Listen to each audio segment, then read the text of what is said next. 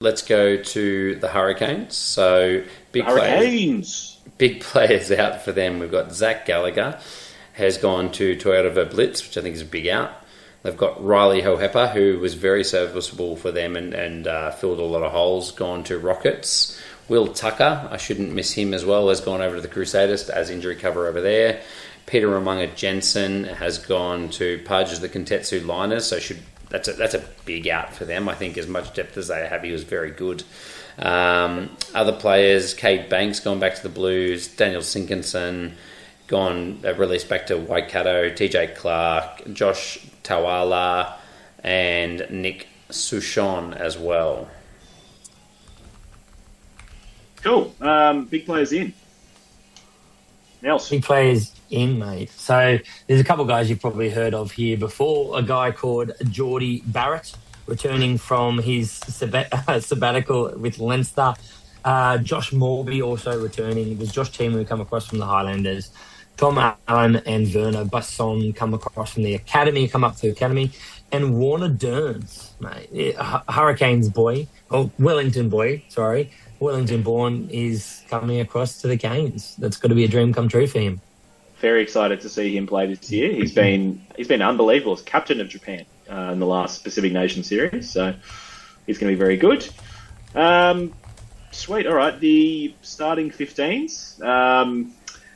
Harry, can you bring up the image for that one? I think we've all gone the same front row. I think I'm not going on a limb here. Xavier Nemea, Safo Amua, Tyrell Lomax. We've all on the bench. We've gone Jacob Devery, and then two of us have gone. Nelson and I have gone Siali Lauaki and Basilia Tossi. But Harry's gone for the bowling ball Tavita Mafaleo on his bench. Harry, why have you opted for Mafaleo over Lauaki? I just think he was very good last year. He's a lot older, a lot more experienced than Siali Lauaki as well. Lauaki, I think, is a giant future, but I think if you could pick your number one at the moment, I'd probably have him with his nose ahead. And I would just like to draw attention to Nelson's typing of Tavita Mafaleo. It's Tavita ta-ta-ta-ta. There's only two T's there, mate. Don't exaggerate. Look, that's a traditional spelling. Sorry. Don't need to draw attention to it.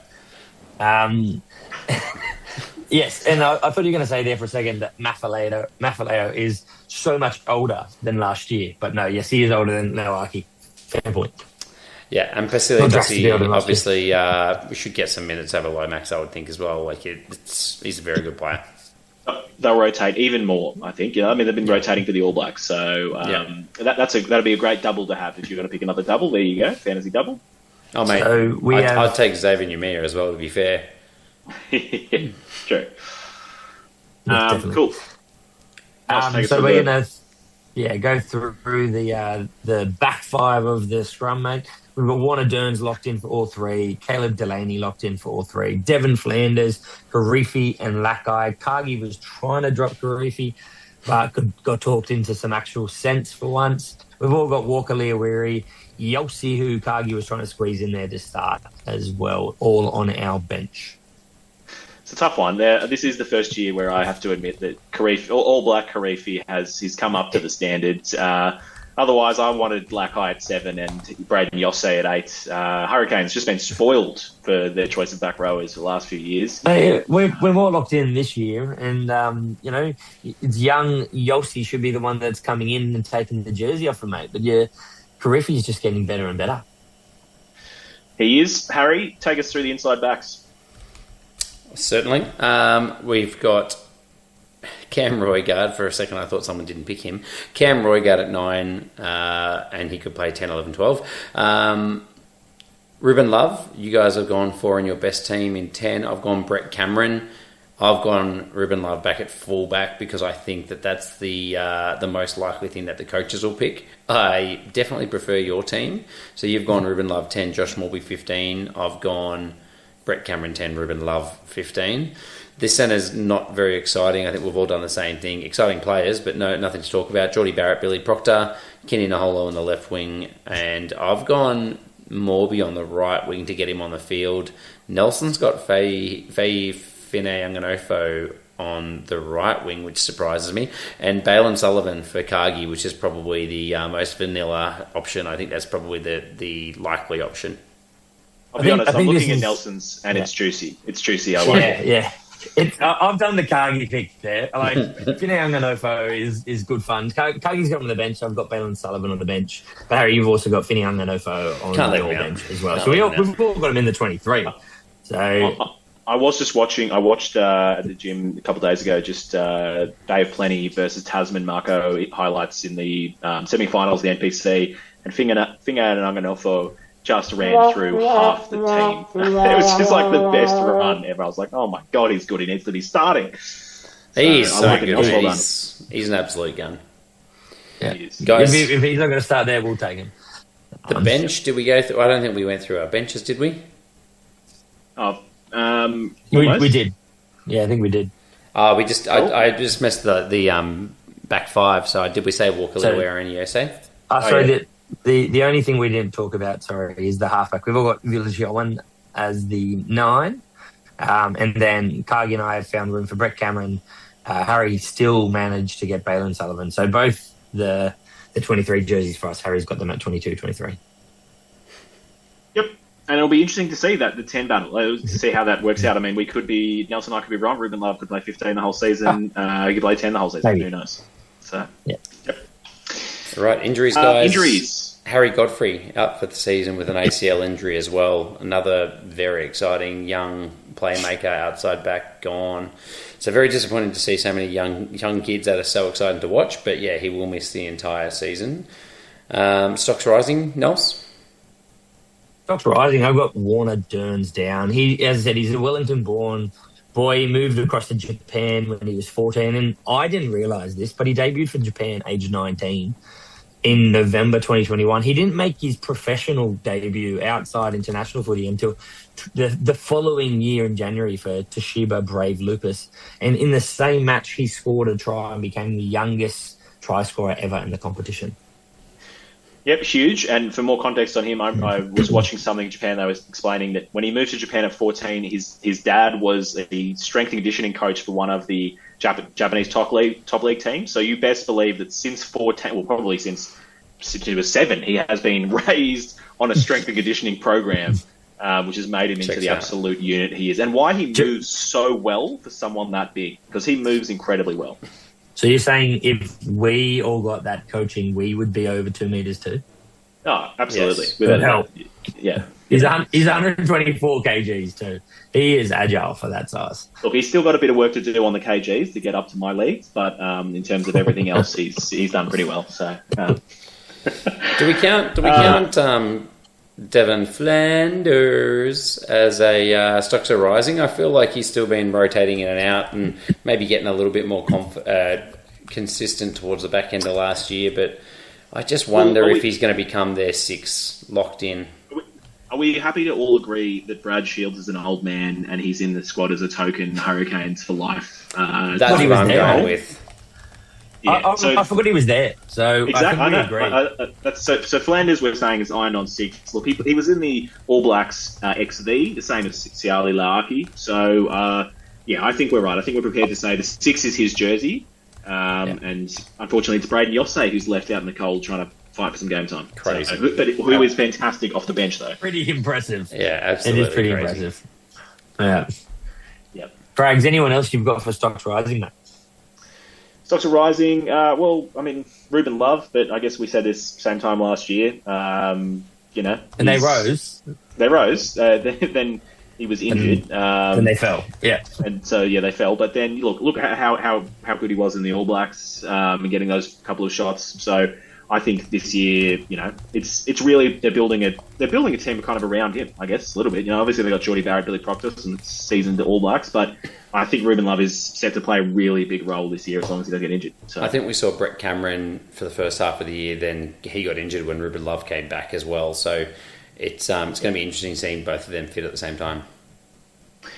Yep, stocks that are falling. I think I'll start with, we've got Nani Punavai. He actually found quite a lot of game time last year on the wing, and which surprised us. I remember we were sitting there going, no, start Fingan and Offo. You know what I mean? Why are we starting Punavai all the time? But he actually was very impressive. He was really good. Fighting not only Fingan and Offo, he's also fighting Balin Sullivan for game time. So I think his stocks are certainly going to falling this year. think Billy Proctor is like established 13 for sure. And then those other players are just getting so good. And Josh Morby has come back, who was irresistible a couple of years ago out there. So I think his stocks are certainly falling. And probably by the same likeness, Balin Sullivan. Balin Sullivan, I think, he's your perfect 23 or 22 jersey. He's just the Mr. Fix-It, can play all the positions. But I think that means he's probably less of a chance to see starting jersey, if that. You know what I mean? Yeah, I completely agree. And for the same reason, Riley Higgins, I think, who we're still waiting to have that big breakout season. It's such a big young gun. He's probably going to have to wait another season. Yeah, exactly. You could argue maybe with Peter Umaga-Jensen gone from the 12 jersey, they're going to have to rest Jordie Barrett some weeks, some All Black rest weeks. So Riley Higgins should get a shot there. But still probably worse off for wear with JB back. I think if we jump across into the Smokies, it's hard. There's a lot of established players and some established players who have come across to join this team or return to join this team. But I've got Vernon Basson.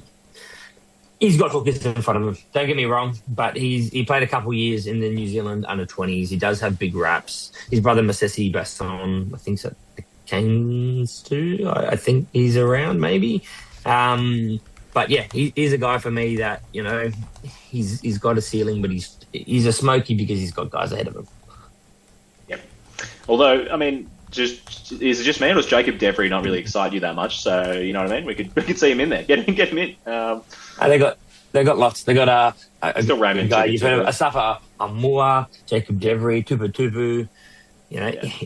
It's a leap for him. It's possible, but it's a leap for him. But I mean, I'm always locked in, and then the other guys have some experience and pretty good too. Does Siali Lawaki count as a Smoky? I don't know. I think he was a Smoky last year, but look, I'd happy to shout him out again. All Blacks XV, as I just mentioned, was really impressive in that campaign last year, and he's literally kind of just learning behind Xavier Numia, who actually had quite a quiet year last year compared to the year he had previous.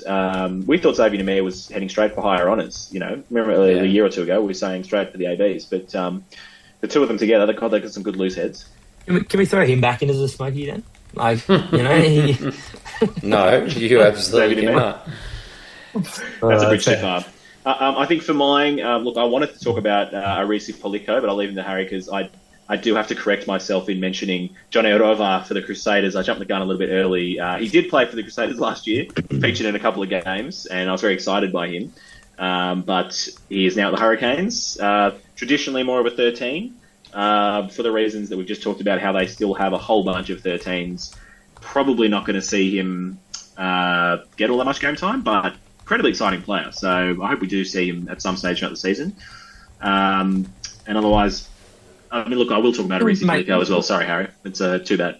I'm gonna throw in one more after you. So go ahead. Okay, thank you. Polico, like I said, he excited me almost as much as Peter Lackey just a couple of seasons ago. It was the kind of the two of them, and I don't think I can go as far as to say he's the next Peter Lackey. I think that might be a bit of a big call, but player in the same vein, a back rower that has looked really good, and he was really pushing Peter Lackey a couple of seasons ago. So I guess he could be one of those guys who just needs his shot. But as we've said, it's already so hard to find that shot in a Hurricanes back row. But one or two injuries, really just one injury, he'll find himself getting some consistent bench time, probably, assuming Brad Shields is retiring to the supporter role.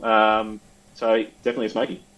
Yeah, nice. Yep. I know we touched on him, I think, in the stocks are falling, but also Higgins, mate. I had him last year for a few weeks. Couldn't resist. Mate, I absolutely love the bloke. He played 4 matches last year. Got a 34, 40, 44, and 29. If he gets in there, he'll score your points. The issue is he going to be in there regularly? Probably not. That's why he's a Smoky. And that's why he's on the stocks are falling. But, I mean, he played 4 matches last year. And, I mean, it's hard to fall from that. He'll get 4 matches and pick him when he does. As I was going to say, he's got to get those 4 Jordie Barrett rest weeks. So he's probably likely to get a go. Mate, Balin Sullivan gets those. Riley Higgins gets none. Mate, he's better.